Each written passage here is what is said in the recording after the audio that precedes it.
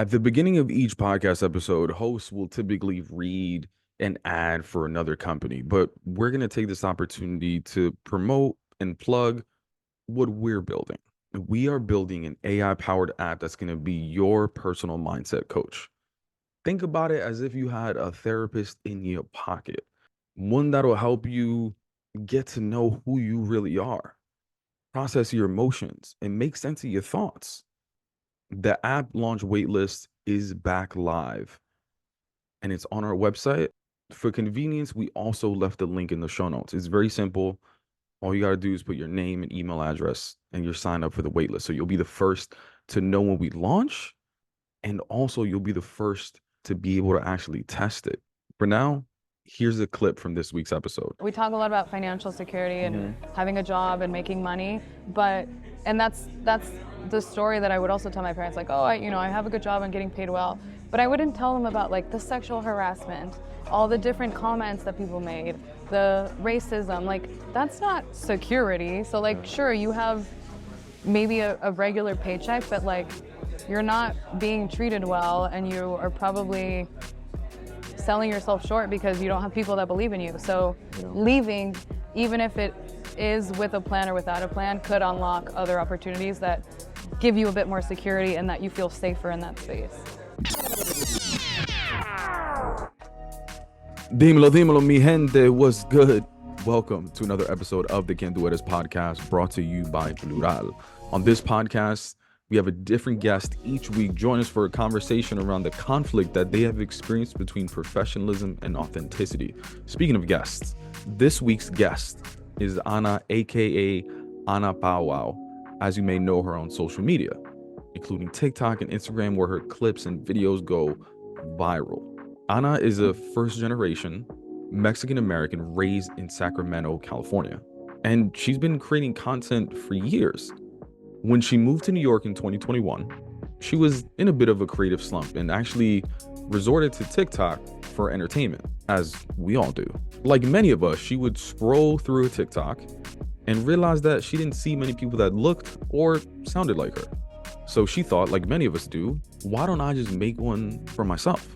And she did just that, not only making it for herself, but doing it in her own voice. The first time I even came across her profile was actually the first time on TikTok that I heard someone speaking in Spanglish, which sounds so basic, right? You think we do this in our real life, why not do this when we create content? But you gotta realize a lot of people weren't and still aren't doing it, at least in my algorithm. She posted her first TikTok in July 2021, and the rest is history.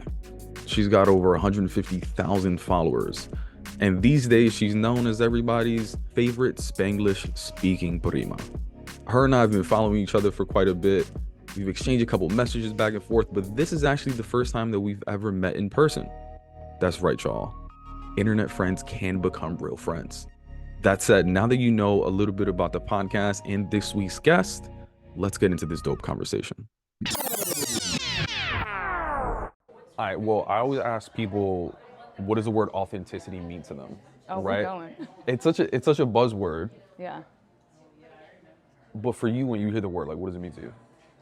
I knew you were gonna ask this, so I did think about it. And it's such, because even when I Googled it, what does authenticity mean? It's like, oh, the state of being authentic or something like that. And it's like, okay. When they this use is the like, word, I hate when people do that. Yeah, it's like, they use okay, the word then to you don't know define. what this means. Yeah. So I tried to break it down further and I was like, okay, so what does being authentic even mean? And it means so many different things. And I feel like being authentic is like an art and it leads to conversation, which is why we're here. And so I would say being or showing more of who you are when no one's watching or when you think no one's watching is authenticity. So like the quirky things that you do when you're living alone or just by yourself, sometimes you like burst out into songs, sometimes you have like super strong opinions or whatever weird habits you do, like showing a little bit of that in your normal day-to-day, I think that's authenticity. You're speaking about it as if you're talking about someone else. Are you talking about yourself? Like, are you quirky? Oh yeah, definitely. So what are some other like adjectives that you would use to describe the person that you are when no one's watching? I'm very Besides playful. quirky, playful. Okay. But it also depends on the day. Like sometimes I just sit and do nothing. So Okay. I call it like my rotting days. Rotting. I just like to rot. Well, are you going bad? Like we have to throw you out? Like what do you mean? Yeah, pretty much. Like, leave me alone, don't touch me, and I'll reemerge as like a usable, functional human again. So, yeah, so it can be, you're a bit more mellow. Sometimes I burst out into song, and it just doesn't make any sense. What kind of songs do you burst out into? Is there a beat in the background? Or you're just singing randomly? No, I just, like, my husband can. Like you and your husband are like watching a TV show. You're just like, it's raining, man. But Sometimes. So I don't know why, and this has happened since I was a little girl. I wake up with a song stuck in my head every single morning.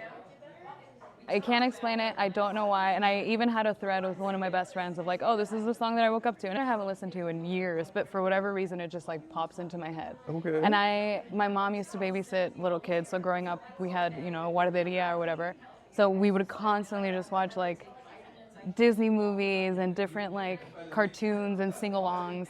And somehow these songs that I haven't heard in like over 20 years pop into my head, and I just like, Dan, my husband, thinks it's funny now, so I'll just be like, oh, this is what I'm listening to now. And he's just like, oh, God. And I'll find it on YouTube and I'll play it. And he's just like why? Oh, so these are songs from your childhood that pop up in your head? Yeah. Are there like associated memories to each of those songs? Oh, yeah. Yeah. They're usually good. Interesting. They're not like, oh, I woke up and I'm so depressed because of this song. Right. Like that. Interesting. Wait, so all right, so that version of yourself that is like breaking out into song, or let's say quirky, or any of these things, like, do you think you were allowed to be that version of yourself growing up? Yes and no. I think so I have an older sister and a younger sister. Okay. And my older sister, well, both of my sisters are very creative. Like they paint, draw, sing, play the So guitar. jealous. Like, I know, so am I. I wish I could paint. Yeah. Or like people, you know how people be like, oh, if you had one superpower, what would it be? Flying, invisible. I just want to draw. Yeah. That's it. I know. I tried. I really did. I was like, oh, if they can, I can too. Oh, I'm really? okay, but I would never just sit and like, you tell me to draw something and I can just draw it without looking at it. Like, I can't, but my sisters can. So check out my little sister, Canvas and Curls. That's really her thing? Yeah. Nice. Yeah. I She will. sells I will. it on Etsy. Okay. It's really good. So they were it was like very normal to be musical and to just express yourself. And my dad also plays guitar, so. Oh, no way. And sings. So I guess that side was always like encouraged, but the side to like speak up and ask questions and be curious and like try to pursue whatever extracurricular activity you would have wanted to pursue, that wasn't really like allowed. So from a young age, like you were curious and asking a lot of questions, Oh, just yeah. that type of child. Yeah. How did that go in conflict of like some of the expectations that people had for you growing up? So I grew up very religious. Some would call it a cult. I won't name it, but my entire childhood was just geared towards serving in that community. So a lot of the questions I had and the curiosity I had that like anyone would have, as Sure. a kid trying to figure out life and explore it, were shut down or I was shamed for like, why are you thinking this way? Like, where is this going to lead you? That sort of thing. So I did feel like I had to hold back or keep quiet or not show or express any interest in certain things that I did have interest in because they were deemed bad or, pagano or del diablo, lo que sea. So yeah, that's why I had to sort of keep hidden. Do you think some of that had to do with you being a woman as well? Or was that just like across the board? Oh yeah, I mean, even in the religion, like women didn't have a voice. It was very much led by men, and the expectation, like if you asked any woman what they strived to be when they grew up or when they finally found a husband, it was like, oh, I want to be the husband's partner to like help him get to that next level. So it was never like, oh, I want to be this and I want to pursue something that I'm proud of, that I can challenge myself on. It was just being a compliment to the male. Was that a comfortable feeling and direction for you? Oh no, definitely not. Like never? Like you never bought into the idea or? I think, and of course, I'm so removed from it now, so it's the stories that I tell myself about it now are probably not what I was feeling at the time. But Sure, sure. I remember just looking at the life that my parents had, and I don't want to speak, badly on them, but I would look at them and just be like, this is not the life I want at all. And so I never dreamt about like living within the scope of that religion long term. Yeah. And I actually like did end up getting married at 18 because that was just sort of what happened. That's like you dated really young, you got married young, and then you just lived your small life, and that was it. So, what life did you dream about? Typical girly trying to move to New York. Sex in the City. Yeah, I actually never watched Sex in the City, but I mean, New York is in every movie, every story, whatever. Yeah. So that was always a dream. But in general, just traveling, seeing the world. Like when you dream, like what were some of the destinations that you were just like, I want to visit that place, I want to see. Like what is it about traveling? I loved the idea of being somewhere where you didn't speak the language, you didn't know anybody. Like the thought of just going and like maybe having to fend for yourself, I was so enamored with. Having to fend, that's just a crazy visual. Is that like, yeah, that's sort of how it feels. Obviously it's not that dramatic when you actually travel, but that is sort of what it feels like. And I think I yearned for that like independence because I didn't have that.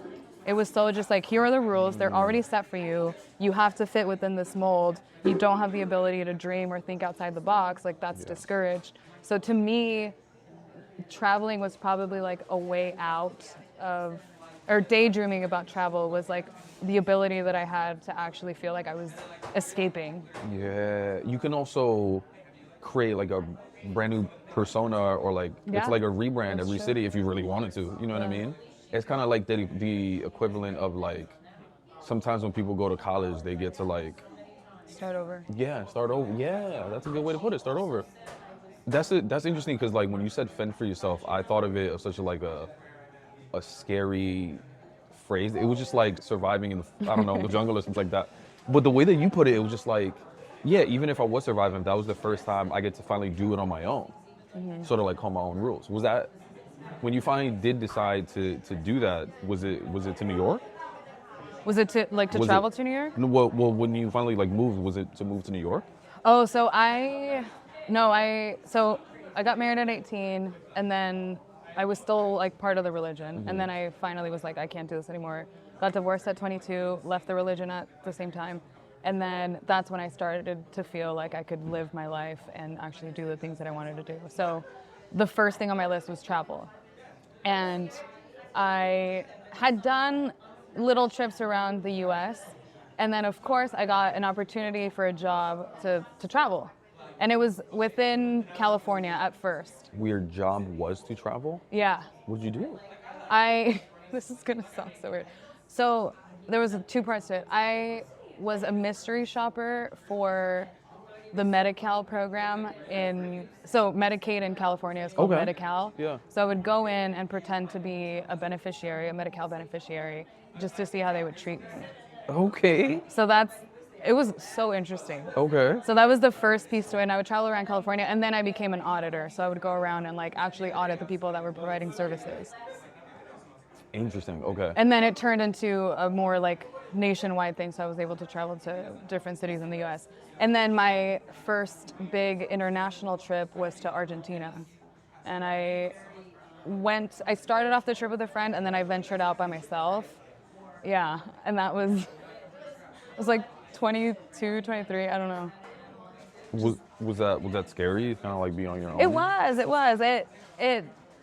I knew that I was ready, but I was so terrified, but I just kept telling myself, like, you can do hard things, like do things that you're afraid of, that sort of thing. And there were some uncomfortable moments, but overall I enjoyed myself so much. I met people that I'm still friends with to this day, and I learned just how to like trust myself. Yeah. I just hadn't really had the chance to do that. Well, even scary is like stepping away from a relationship and a lifestyle that you've been taught that was what you should be striving for. I heard some people even refer to like, divorces, the scary feeling of like letting go of a title, right? Or like seeming like a quitter, even though like it's a very healthy thing to step away from a situation that you've outlasted or whatever it is. I'm assuming that was kind of scary as well. Oh yeah, it was. And stepping away from the religion, which is like a community in itself as well, which also you've been like grown up with. That must have been terrifying. Yeah, when I left, I knew that I would lose pretty much everything I had known, because if you leave, you're essentially shunned, and even your family is pretty much held to the standard that they shouldn't talk to you. So when I walked away, I had to just fully start over. Like the friends and the life that I knew was just gone. And some people like tried to check in, but it wasn't to actually check in on me as a person. It was like, oh, let's try to get you back. So that quickly turned into, these are conversations that I don't want to be having. Like, what's your actual intention? What are your motives? Like, I'd rather not have this conversation now. So Right. I was just like, you have to put yourself out there. But it's also like the beauty of being so young and not having all these like limitations that we put on ourselves. It was the worst time in my life, but like the happiest time in my life, because I felt so free. What do you and mean? I felt like I could just finally talk to anybody. Because it was, if you talk to people that weren't part of the religion, it was, they're pagan, they're part of the world. Like you shouldn't be friends with them. You shouldn't talk to them. They're gonna make you question your faith, and that's not what we want. So I was finally like, oh, everyone can be my friend now. Like the world is my oyster, and I sort of did treat it in that way. Like thankfully I'm not like super shy or anything, so I was able to like start conversations with anyone that I encountered. But that must have been weird though. Oh yeah. Because you've been trained for so long to like see people that aren't within your close group a certain way, and then you are like, oh wait, no, I can make friends. Wait, this is really fun. Let me keep making more friends or whatever, right? And like, I always just felt like, oh, someone's gonna come get me and rip me away from this and tell me that I'm bad. Really? Every day I would wake up with like, oh, I'm bad, I'm doing something bad. Wow. And just the fear of like, oh, my dad's gonna call me and say something, or like someone from the organization or the church or whatever is gonna call and tell me that I'm being bad and try to like shun me again. When did you stop having those? When did you stop telling yourself those stories? Ooh, took a while. Probably like 5 years ago, I finally stopped. What was it? I think a lot of it is just growing up and realizing like the people that you held on a pedestal or that you thought were on a pedestal, they're also just human. They don't know anything. They're figuring it out too, and just getting closer to the age that they were in your head of when you thought they like knew it all or had any sort of power over you. Once you get closer to that age, I think you just sort of are equal to them in a way, and so you're just like, oh yeah, your opinion doesn't matter anymore. Like the power that you had over me is no longer, it doesn't affect me as much, and so I was able to just sort of like brush it off. That must have felt like a sigh of relief though. Oh yeah. It got to the point where like I didn't like, and I grew up in Sacramento, so that's where I moved from, but it got to the point where like I didn't like going, even 10 years later, I didn't like going to certain places because I knew that I was gonna run into somebody and that they were gonna look at me bad, or that I was gonna be made to feel inferior, or that I was, that I was other. I don't know, it was a very strange feeling, and my now husband, at the time boyfriend, was very supportive, thankfully, and was just like, if you feel like at some point you have to leave, or you see somebody that you don't want to see, like just let me know. We can work through it, or we can leave. It's totally up to you. So that must have been something that even you probably felt weird explaining to people. Oh yeah. Right? Like not imagine, like I can imagine you going out with your now husband and y'all are going out and you trying to explain certain situation, and he's like, what are you talking about? Like, oh, that's an old family friend. Go say hi. Yeah, it's like, exactly. No. and you don't understand. Yeah, like it's dope that he made you feel comfortable and safe enough to be able to have those conversations, because it is difficult to explain to someone that may not be in it. Yeah, and it's when I finally got divorced and I was eventually pursuing like a different relationship, I made a list, as everyone should, of things that I wanted in my next partner, and one of them was like, they have to have had like a very religious childhood just to understand where I'm coming from. And so thankfully he did as well. Not to the extreme that I experienced, but he understood like, oh, not wanting to see certain people, or just you get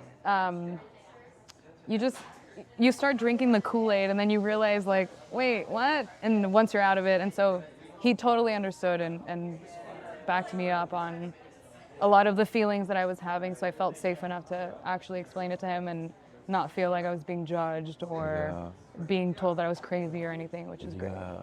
So back to like you being in a certain situation and looking outward, and you're just like, I think it's so dope that at such a young age you were just like dreaming about possibilities, and like one of those things were traveling. What about career-wise? Like, did you ever dream about like, I really want to do X, Y, and Z, or was it just like, I just want to be in a certain city and I don't give a what I do in there? Oh, that's a good question. I haven't been.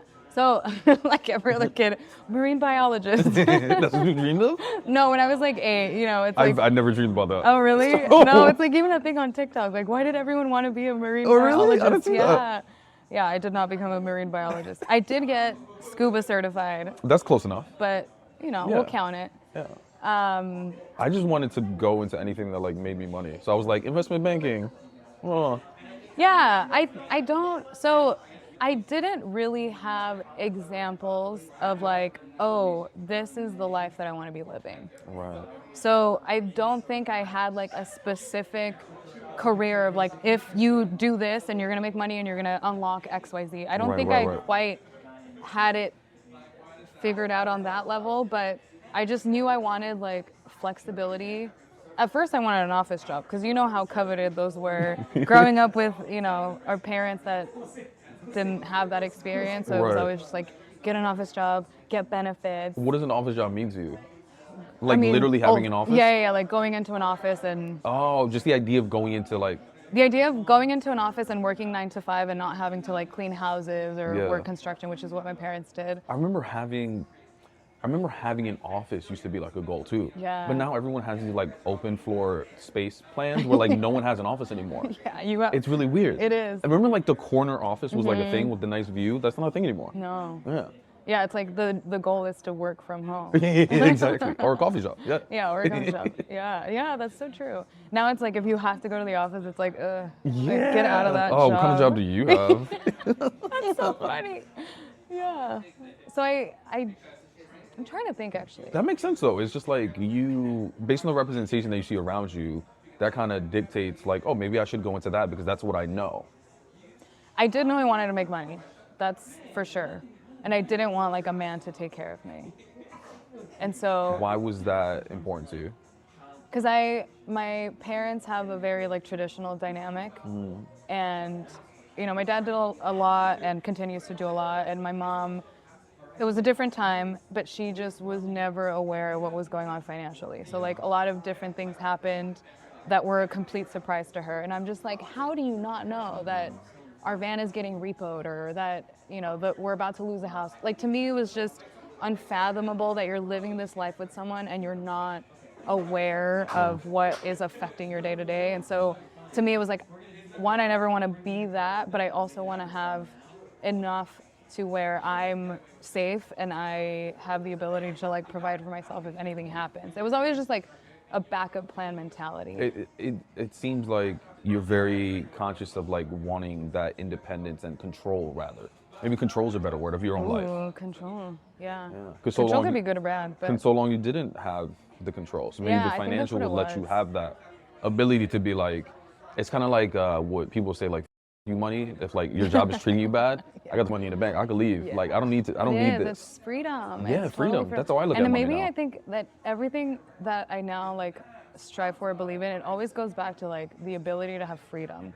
I feel like I was caged for so long, so I hold freedom to like a maybe a different standard than many others might. So, yeah, and then my ex, which it's weird to even talk about because I haven't talked about him in so long, but We don't have to. I was the sole provider, and he was just interesting.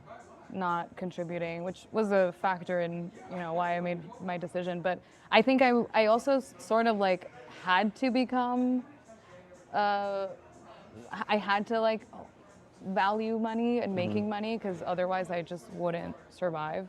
And my parents weren't helping out or anything, so I just had to learn how to like, again, fend for myself. There's a theme. Yeah. No, it's a lot of things. So earlier in your career, because you've worked in like a lot of different industries. Earlier in your career, what did your like corporate swag look like? How did you dress up? Yeah. Oh, it's so weird to even think that I wore heels to work because I just rock, Nikes or whatever I can now. But So you're a sneaker girl? yeah. Okay. Definitely. Like always sneaker been a sneaker girl. That's like your comfort. I wouldn't. So I started off as like a Vans girl. Okay. And I thought I had the skater vibe, That's but the I was Cali, not a yeah. skater. Yeah. Okay. Yeah. And so I guess Vans maybe evolved to Converse, Okay. to Nikes, Adidas, like all of that. So maybe, but I did enjoy wearing heels and like dressing up and doing like the 20. How old were we when we started office? Like 2008, 2009, like Sure. trying to wear little pencil skirts and like With the pantyhose. no, not pantyhose. No, not pantyhose. You did the pantyhose? But like button-up shirts. Thankfully, You got peplum tops. Those are kind of To the fire. club. I'm not gonna lie. To the club. Oh, yo, that was an era. Remember Why when did business we do casual? that? I would seriously go to the club. This is how like off the rails I went after I finally found freedom.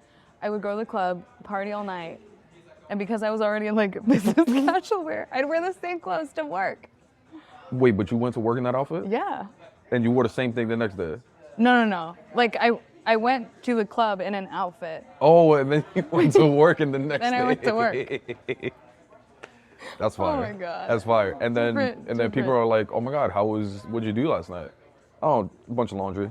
Chilling. And I would actually go out with coworkers, so we would all just cover for each other. You would go out with coworkers early yeah. in your career? Oh yeah.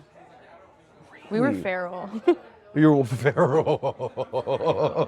But it was so fun. I have no regrets. I had a blast. That's fascinating. Like, We would start at happy hour. I feel like so many people are like scared to like, for someone that was so just like you said, caged up, to feel uncomfortable even making friends, and then you start working, and you're just like, we're You all are my going friend out. now. Let's go out. Yeah. That was great. Like, how did you even have that level of trust? Like, you just like, it doesn't matter. Yeah. Again, it goes back to like My mom used to tell me not to go to happy hour coworkers because like they're planning to like get Te van a secrets from me. robar. I don't know. Yeah. I probably was so naive that I didn't even think about the consequences of that.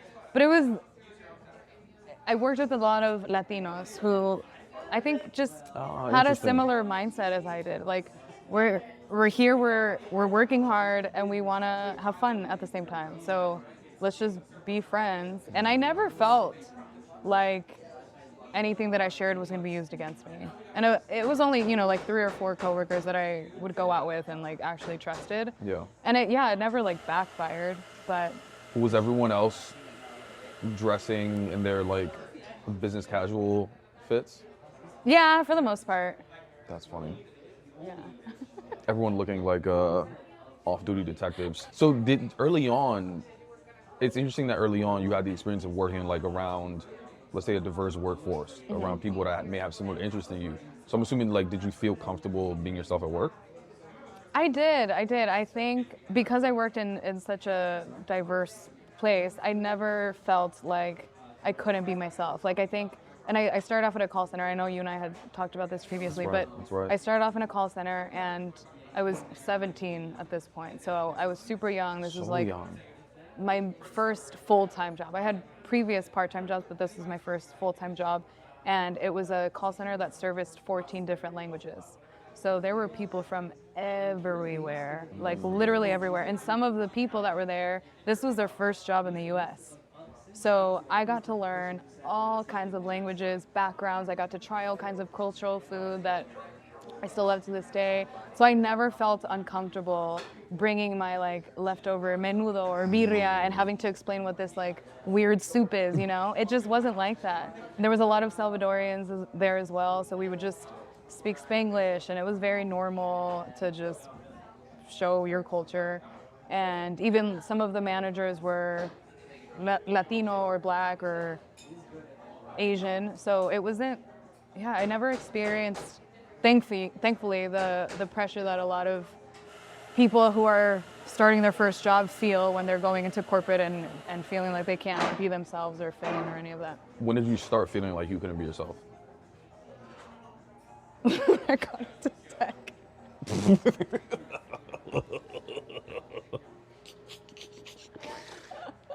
I'm sorry, just for the people that couldn't hear, what did you say? I said when I got into tech, but actually I'll take it back. So, Speaking of dreaming, right? that's the dream, right? To get into tech?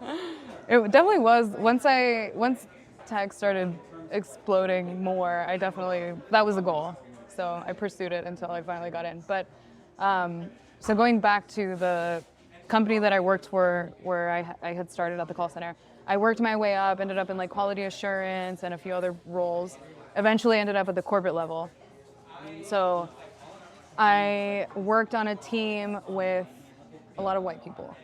Mm-hmm. And I think I had the tenure behind me of like I had been here, I think at that point like had been there 7 years. So Which is a long time. Very long time, especially now. At that point I was like, okay, I know the company in and out. I know what I'm talking about. Like I do belong here. Mm-hmm. There was a huge learning curve, of course, but I didn't feel like I didn't earn a seat at the table. I did feel like I earned it. But the conversations that the team would have, I'm just like, what are you even talking about? Or like, it was just very foreign to me. And my boss was a white guy. Mm-hmm. And that was the first time I had ever had a white boss. Wait, what was foreign? Like the acronyms and the corporate sayings? Like that, and just what they would talk about, like the places that they would vacation and the things that they would eat. And that just wasn't the world that I came from. Like people didn't go and have like a summer in, you know, Europe or at Martha's Vineyard or try to explore these little towns and have family back east. Like that just wasn't a thing. That's funny because you've been working at the company for like 7 years and it's still the same company. Mm-hmm. You're just literally on a different floor. Yeah. And overseeing like a different side of projects, but it was still, our customer is the same, right, you know, and right. It's just a different section of the business. Well, that's interesting too, just like even visually thinking about, was a call center on a floor below? Some sort of floor below? No, well, I'm trying to remember the layout. There were 2 buildings. Okay. In the same like city but separate. Yeah. So I had worked in one building, then I moved to the second one. But at that point, the team that I worked on was remote.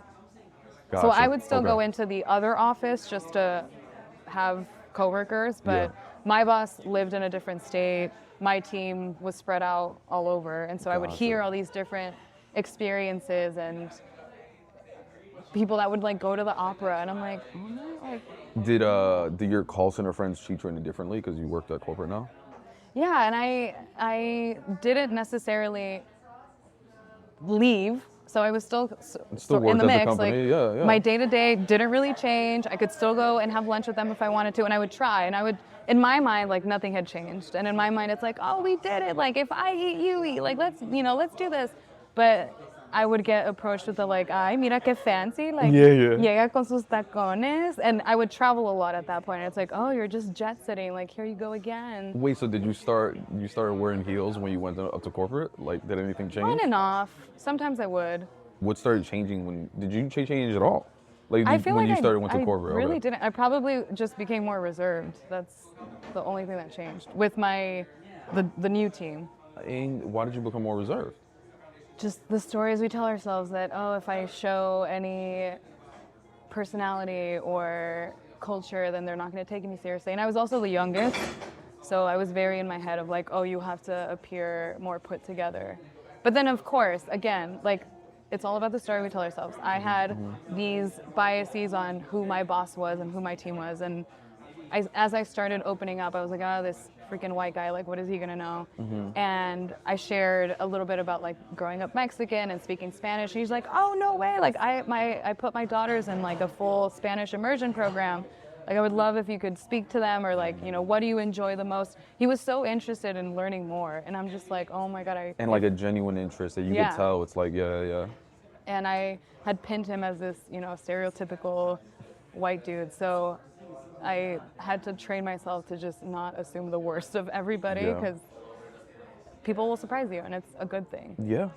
I think that's such an important thing to call out, that it is a story in our head that we create. And sometimes people, you know, they tell us certain things and we're like, oh, that's not a story. Like, you know, those situations exist. But yeah, a lot of times, like, we can't predict the future. We don't know how people are going to respond to when we say what we did on the weekend, or like say where we're from. And oftentimes when we do make up those stories, it's never a good scenario. It's often like the worst case scenario. Yeah. So I'm glad that you had a positive experience. That's dope. Yeah, it ended up being positive, and I'm still in touch with him and some of the other people that I have had worked with, and they end up becoming like my referral anytime I apply to a job or want any sort of good recommendation. So I'm very grateful for that time. It did get to the point though where they had told me, like, you can't really move up or pursue anything else unless you get a bachelor's degree. And at that point, again, going back to like the way that I grew up, the idea of going to a 4-year university, like, that was not a thing. It was, you dedicate that time to God and pursuing godly activities, because that's just a waste of time. And so in my head, the idea of going to college was not there. I had wanted to, but I just didn't think that was possible. So when I left, I took some college courses and I liked it, but overall it was just like very expensive. And I didn't do like the financial aid route or anything. I mean, the level of debt is intimidating. It's scary. It's like, who wants to do that? Yeah, and so I had been working for, I think at this point, like, quality assurance. And so this was before like the corporate level. And I told myself, I want to be a personal trainer now. Really? Okay. Yeah. So I went to... I didn't know about this. Yeah. Oh my God, I've lived so many lives. But I pursued this like exercise science program. And it was through those like vocational schools that were very popular at the time. I signed up for some loans, and it was like a 19-month program, and you would get an associate's with it, and they promised you like, we'll help you find a job and blah, blah, blah. And so I'm like, yes, let me do this. I'm so sick of working where I'm working. This is my way out. I can make my own money, make my own schedule. And I loved it because I really enjoyed working out at the time. And all it did was just put me into student loan debt. And so I had the associates, but when I had that conversation with my boss at the corporate level, he was just like, if it were up to me, I love the work that you do. I trust you. Like, I wish I could advocate for you more, but with the way that things are going with the VP and the president, like, they really want a team that's like well educated. So if you want to sign up for this business degree, like, go and pursue this. And I was just like, I considered it. I did. But I'm like, I'm looking at all these people. I don't want their future. I don't want their jobs. I don't want to live life like them. So that's when I really had to like sit back and think about what I really wanted, and what, if I did go to school, what would that look like? Did I have to go and pursue business, or could I go and do, I don't know, marketing or something else? And I ended up also falling in love with video creation at the time. So I started just diving into videography and taught myself how to use a camera and edit and all of that. So I just said, I'm going to pursue videography full time. What? Yeah. So not for fun. Like, you wanted to do it for, like, you wanted to make money for it. Like, you wanted to make that a career. Yeah, it started off as fun. And I would just kind of record any vacation that I went on and make a video from that, or I would help friends that were starting a business or that wanted some sort of promo video. Like, my hotspot was around a minute, like, of fun clips. Okay. And then I got some real estate videos under my belt, and there really wasn't like a female videographer in my town at that time. So I was just like, ooh, I can dominate this market. What year was this? 2017. Oh, okay. Yeah. Very cool. And so I talked to my boss and a few other people. They didn't really get it. And then of course the white people were just like, oh yeah, I think, pursue your dreams. Sounds like you have a good plan. And then the Hispanic people that I talked to, they were just like, why are you leaving? Yeah. Like you could stay here, you could go into leadership, like you could pursue, you have benefits here, like what? No, this makes no sense. And so that's the cultural differences there, and just operating out of like scarcity versus opportunity. Like, it was Or cemented there. even the idea of taking a risk. Yeah. Like leaving something that is so secure, like a job, which may not even be that secure. Look at all the layoffs these days, right? Versus having I don't even know what adjective to use, but just to like chase your dreams. Yeah. And even going back to your comment about like security. So we talk a lot about financial security and having a job and making money, and that's the story that I would also tell my parents, like, oh, I have a good job and getting paid well. But I wouldn't tell them about like the sexual harassment, all the different comments that people made, the racism, like that's not security. So like, sure, you have maybe a regular paycheck, but like you're not being treated well, and you are probably selling yourself short because you don't have people that believe in you. So leaving, even if it is with a plan or without a plan, could unlock other opportunities that give you a bit more security and that you feel safer in that space. And we often don't talk about those experiences because we feel like people wouldn't understand. Yeah. Like even if we talk to our family about it, they were like, that's it? Like, do you know what I had to go through? Yes. I had a friend on the show named Pedro. His manager was literally pulling his hair, telling him to cut it, and that it was unprofessional. He ended up quitting that job, and his mom was mad at him for quitting. Imagine that. Like, Mio, that's it? Come on. Like, it's a joke. Like, you're getting paid. You still got bet. And all that kind of stuff. And then maybe we can't even tell our friends about it because they may have jobs where it isn't like your cool job. You know what I mean? So it's like, it's a lonely experience sometimes. You don't know who to talk to about it. And even I would travel alone sometimes for some of these work trips. Yeah. And I had so many situations where I was so afraid and I had like no one. And there was like one occasion where I was in a hotel and this guy was just like getting super aggressive and was definitely drunk. And so I immediately like messaged my boss, like, I need to move hotels, because he was also staying there. Like a coworker. No. Just a patron, and he was staying at the hotel. So I'm like, I don't want to see this guy again. And it just became a whole thing of like, you have to submit and then get reimbursed, and just even that little hassle of like, I don't want to just be alone when I'm traveling and feel unsafe. And then going to, I spent so much time in like Cheyenne, Wyoming, and in Lincoln, Nebraska, for whatever reason. But being a Latina woman in the middle of these like white ass towns alone was so wild. What was that like? They would just stare at you like you were an alien, because they don't see people that, and again, I'm not like, in some instances I understand that I can be white passing, but for white people, I'm not white passing, right? Like they're blonde, blue-eyed, like country people. That's not me at all. Right. So it was just very uncomfortable, or they would like question your motives or question your intelligence, or just. Like what sort of times do you think your intelligence was questioned? Like how? What did people say? Just a group of men. Like if I would go maybe sit at like the hotel lobby to work, or go to like a restaurant and maybe pull out my laptop, and it's like, oh, what are you working on, little girl? Things like that, or just like, oh, they actually trust you to do things on your own. Like I remember hearing things like that, and just like, what do you want me to do? Crack a smile, laugh at you, like try to entertain you? Like, no, get away. Wow. So that also I got really tired of. And some of those instances go beyond just like, that was awkward. No, I feel unsafe. Mm-hmm.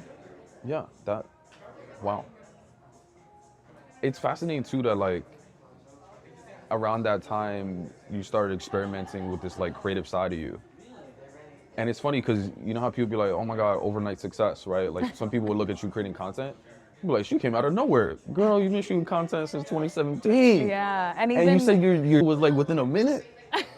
You built for this. Yeah, and so it's funny you bring that up because going back to my comment earlier about my sisters and the Yes. creativity and all of that, and so we would mess around with like the family camcorder back in the day and make some silly videos, but I would always tell myself, oh, my sisters are the creative ones. Like I'm more of a, I don't even know how I would describe myself. Like at that point, I was probably like the one that talks back, the rebel, that sort of thing. So I really never thought I was a creative person until I started pursuing videography.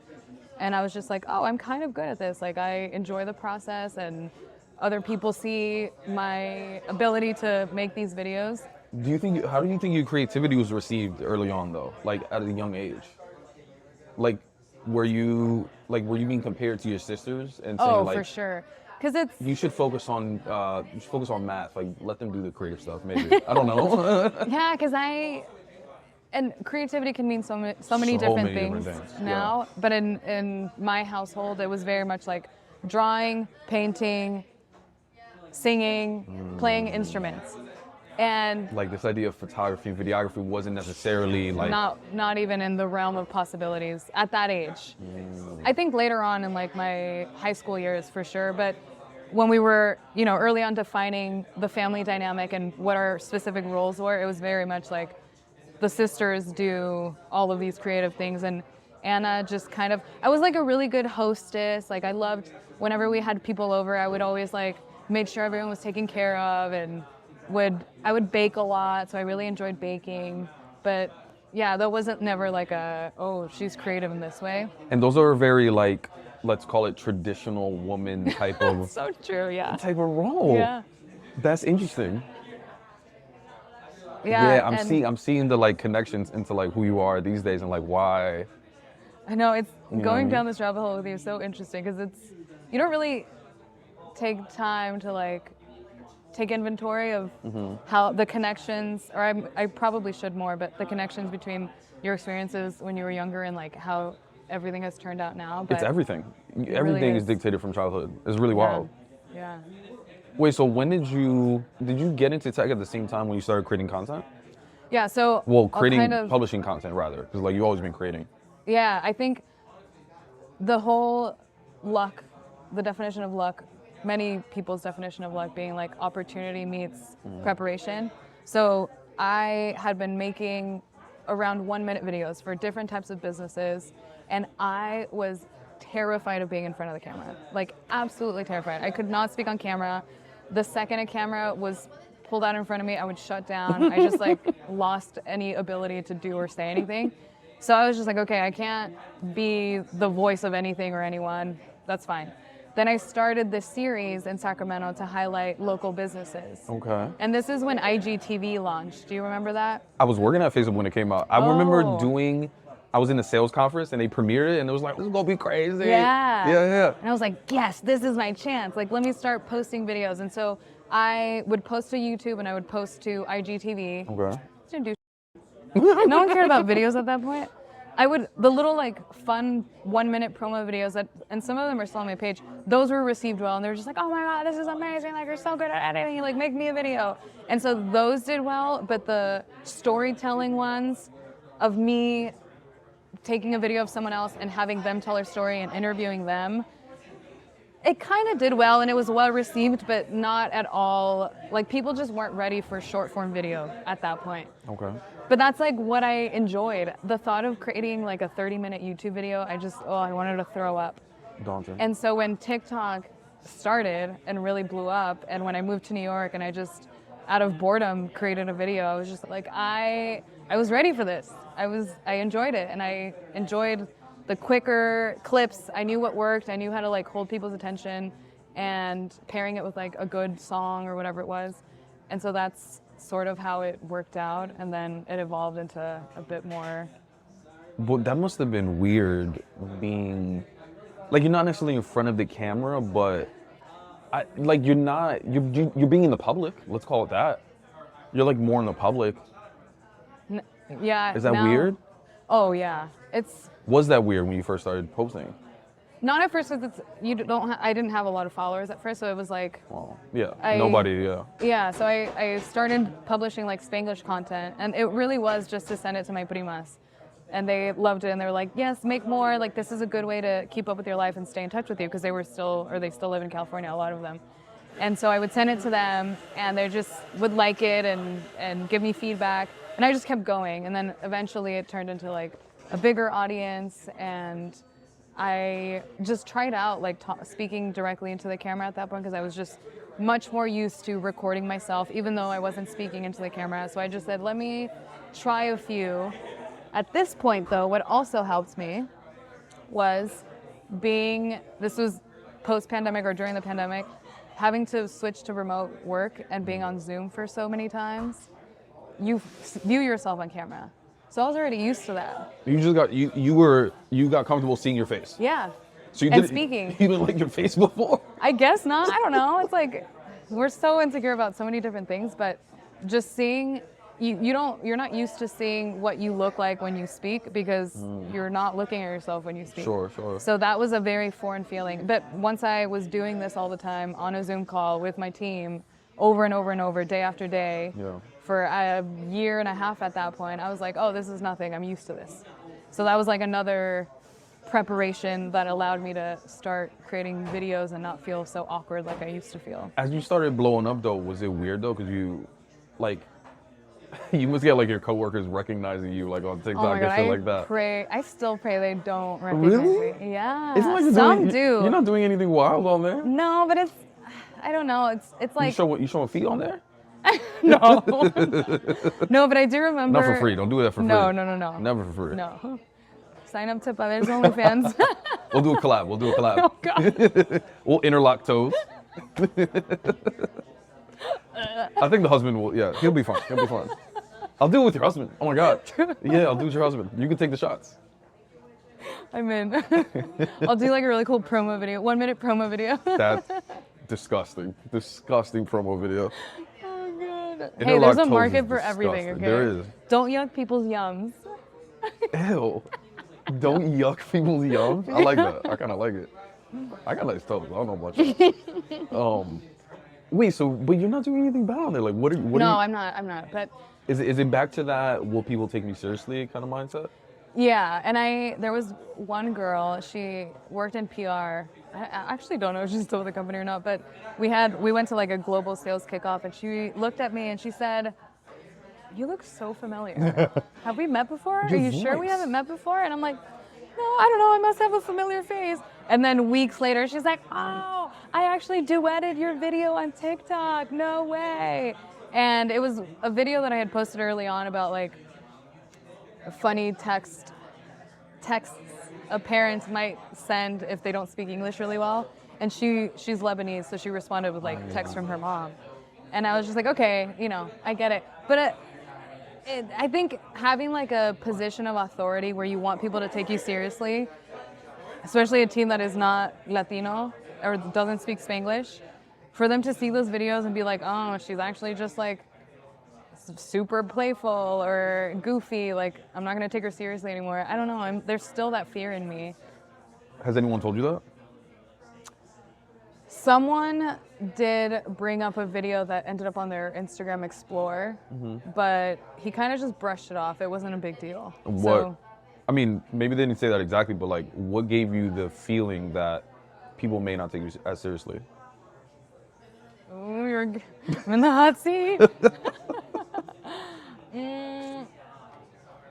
It's the story I tell myself. That's it. That's the only answer I have. Okay. And maybe I pass judgment on people who. No, but I take that back, because the people in positions of power, or people who I really respect, when they show that side of humanity and they show like their quirky side or they crack jokes, I respect them more. So I'm like, oh, you're a real human. Like, you have other interests. You're not just married to this job or this title or so. Why do you put the pressure on yourself to not give you that same level of grace? Probably because I'm a woman and I work with a lot of men. That's interesting though. Like, you even said yourself, you were like, because I'm in a leadership role. So I wonder if let's put the call center example. Like, if you were in the call center, would you give yourself that much? Or is like the more that you climb, do you put more pressure on yourself to like? I think the fit more a certain. Or maybe even because I felt like tech was so far out of my reach for so long. And when I finally got it, it was like, you have to do whatever you can to like protect this, especially now where the landscape is very tumultuous. So I think the fear of if you rock the boat even a little bit, whether it's by showing too much personality or people maybe seeing my videos and being like, oh, you're so busy making videos that you're not going to focus on the role. Like that's a big fear. I think I've maybe gotten that. more than like, oh, you're too funny or you're too not too funny, but like you joke around too much. Like we're not going to take you seriously. So humble. I'm too funny. No, take that out. That's not it. I'm not taking that Like out. you're too goofy. We're not going to trust you You anymore. make us laugh too much. No, not lately. No, but that's a real thing though. Like I've gotten some of that feedback. It's like, well, do you think you're allocating too much time to this like other thing? And I'm like, it takes like an hour out of my week. Like relax, y'all. Yeah. I mean, whatever I was doing at that time. But when do you think your authenticity was met with some resistance? Just ever or At work in recently? particular. I mean, more recent example would be helpful, but whatever. I think so I've been really trying to like check myself and to not just go with the conversation just to, appeal to everyone. And so I think it was last year after the Super Bowl, all these guys were like, oh, the Super Bowl and this and that. And I'm like, did anyone watch Euphoria? I